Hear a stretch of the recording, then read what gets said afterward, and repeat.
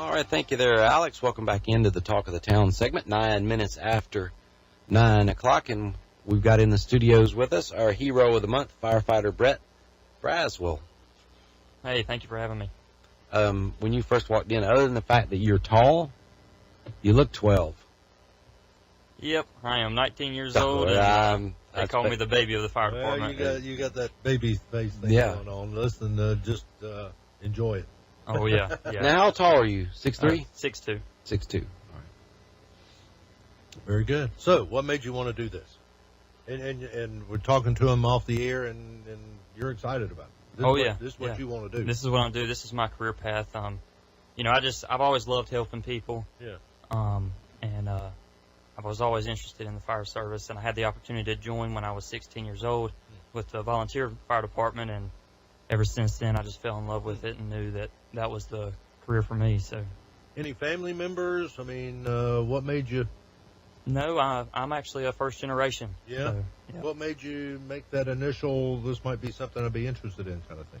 I don't know. Just ever since I was young, I was always interested. I loved helping people, and serving the community. So I just tried it out, and that was the way for me to do it. So. What's involved to become a firefighter? What all training and all? What was your path? You have to take a lot of state classes. They have a certification process. Sure, yeah. I know when I started, I took it through South Piedmont Community College. Mm-hmm. They have a fire program there. It's about a year long, and you get all your state classes. All the classes are at night and on Saturdays. So, and then when I got hired with the City of Monroe, we went through a recruit school. And we did all the state classes again, so you can get it either way. Mm-hmm. What was the hardest part of that? To you? Just, for when I first started working and taking classes, that was kind of challenging, but I managed to get through it and take all the classes. Mm-hmm. And, it was just really enjoyable for me because I knew that's what I wanted to do, and so it was challenging. I mean, all the classes are challenging, passing tests are challenging, and the skills.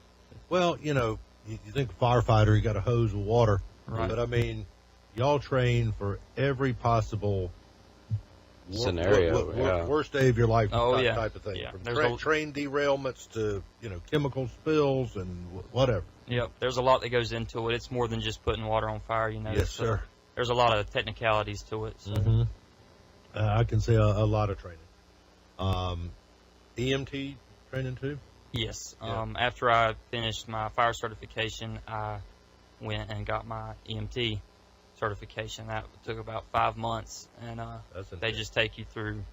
And that was actually a very challenging course for me. I bet. It's very technical, learning all the medical stuff, and it's a definitely a change of pace. Yeah.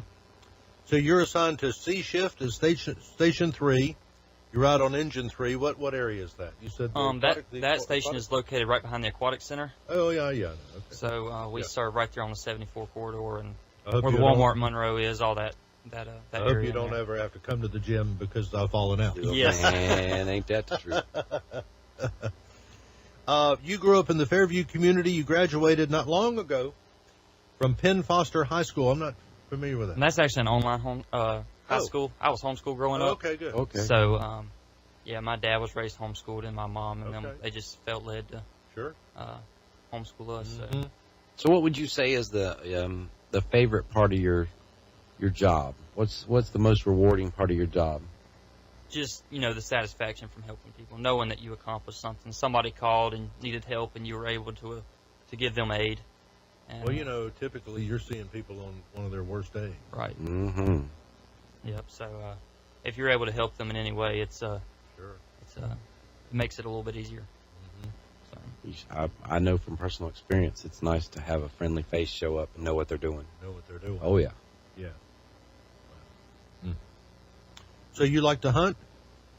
I do, yep. I grew up deer hunting and been doing it ever since. A lot of that going around. Do you know how to cook turkey and stuff like that? We actually just cooked the Thanksgiving meal at our fire station the other day, so we cooked the turkey and everything. So. Well, next time y'all do that, call us up. We'll come over and see how good it is. Okay. I've been seeing a lot of videos on Facebook, it's just the time of year it is where you have someone from a fire department putting the frozen turkey in the grease, in the hot grease, and boom! It's just I don't know what. Will that happen a lot tomorrow? We all get a lot of strong possibility that'll happen. And how often do you show up to a deck grease fire from Turkey Bird where there's a can of Keystone Light involved? Probably every Thanksgiving. Yeah. Shane, he's talking to you now. Oh, so you work you work 24 and then you're off 48. Yes, that's correct. Okay, that takes some getting used to. It does. But I mean it's a good schedule. So we work a 24 on, 4 days off during the week, and then on the weekends we alternate days. So every third weekend we get a 4 days off. So that's good. Yeah, so it's it's a good schedule. Yeah. And I fill it in working part-time jobs and stuff like that. All right. So where do you I want to ask you where do you go from here? You have North Carolina Firefighter 1 and 2, EMT, that kind of thing. Where do you go from here? We start getting into more technical classes. So like pumping the fire truck, they have a whole series on that, and aerials, they have a whole series on how to operate like a ladder truck, and hazmat technician. So I'll actually be taking hazmat technician next fall. I'll start that, and they call it the pump series, pumping fire trucks and stuff like that. I'll start that in January. So. Where do you have to go to take that? The city of Monroe Fire Department is offering for their members. So I'll be taking that there, and then I actually have to go. I believe it's in Charlotte is where I have to go take the hazmat tech next year. I'm assuming you're not married. Not married. Okay. No, not married. I made an assumption. See why he looks so young? I thought probably somebody dropped him off. The fire truck's out there. The fire truck's out there. Yeah. Now, what would be your goal? Would you like to have Chief Fowler's job one day? I'm not sure. We'll just see where it goes. And I mean, you got 40 years before you'll be old enough. That's right. Yeah, so we'll just see where it goes. Well, it's Brett. It's certainly nice to meet you, and it's nice to meet someone who's young, but seems to have his head screwed on right and know what you want to do.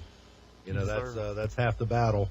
There's so many people, that they don't really know as far as a career path, and they get into this or they get into that, and it's funny where life takes you. But you seem to be excited about what you're doing, and want to keep doing it. That's very admirable. Yes, it is.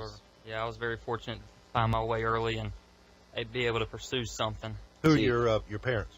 Bradley and Elizabeth Braswell.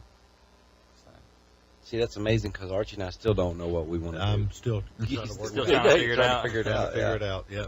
So what is there anything that you can tell us that like something that when you showed up on this call you're like, I cannot believe this is happening. You gotta have just one story, and you like Shane would say, show up and somebody was in a tree naked or something like that. But do you have any crazy story? Well, nothing like that, but there was this one time that we had to go cut some cats out of a wall in a house. Oh, God. They had gone up to the attic and fell down in the wall. That was one of the crazier, unique things that I've ever seen.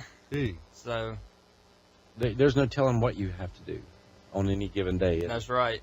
Anytime the alarm goes off, you're not sure what it is. That goes along with the excitement of the job. Is there a pole you slide down and? We don't have any poles at Monroe, so I don't get to do that. No pole dance. No pole dance. What you got over there? Well, we've got an award, Providence Restoration, and WIXC wants to give you this. And Shane likes to tell folks to put it somewhere where everybody can see it, like behind your toilet.